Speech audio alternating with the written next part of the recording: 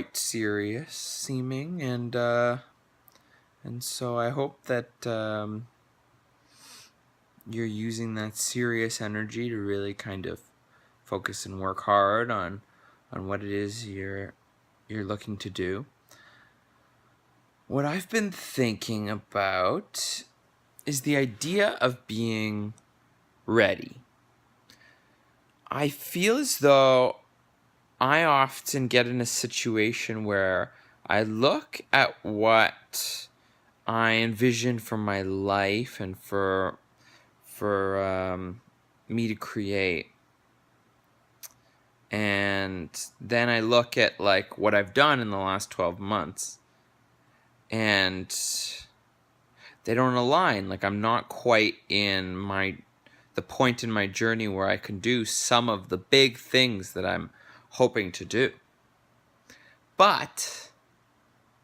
it doesn't mean I'm not doing really cool things. For example, tonight I went to the anniversary of the Toronto blackout, which I never knew existed. It's where a bunch of musicians and fire twirlers and stilt walkers and different artists get together, and they created a big concert in Christie Pitts Park, and then took bicycles and subways over to Bloor, to outside the ROM, and then there's like this there's path that's next to the ROM, this nature path that through University of Toronto campus, and there was musicians throughout, and there was a flamenco dancer, and it was such an extraordinary event, and it was just created by a group of artists seemingly, and it seemed very unofficial, but also very produced and well produced, because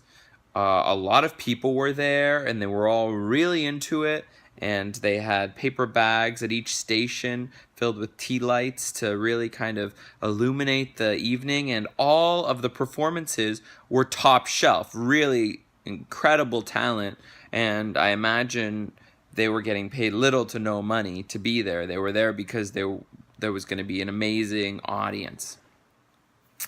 And it was going to be an amazing experience, and it's an anniversary of a really amazing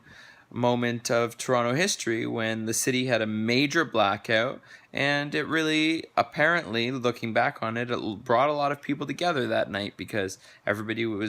had this shared experience. So, back to what I was saying earlier, if I wanted to create an anniversary event for the Toronto blackout with all these different performers and everything, it would be completely infeasible and impractical for me to do that today. But maybe it would be possible for me to do that 10 years down the line, 15 years down the line. But what I could do is host a show in my house where I bring a group of artists that I already know together and create a magical evening based on people who I already know, who I know love to perform, and are at a high level, but not maybe as a high level as the performers there tonight. And I've done that twice this year. And I just feel like this idea of do what you're ready to do, and not just that, but do what maybe you feel you're not quite ready to do. But don't do or try to do something that you're nowhere near ready to do, because then you'll just get bewildered by it, and it's going to stifle you and make you feel really incapable. At least that's what I've been experiencing lately. I'm starting to be more ambitious with what I'm doing, and I feel as though all I need to do to get over that ambitiousness as something that holds me back is really kind of focusing on what can I do and start working on now that I know is possible for me to do, and focus on doing that. And that is what's brought me to a level that is much higher than I was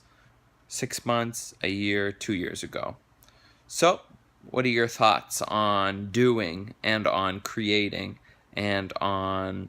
working towards those huge ideas becoming a reality.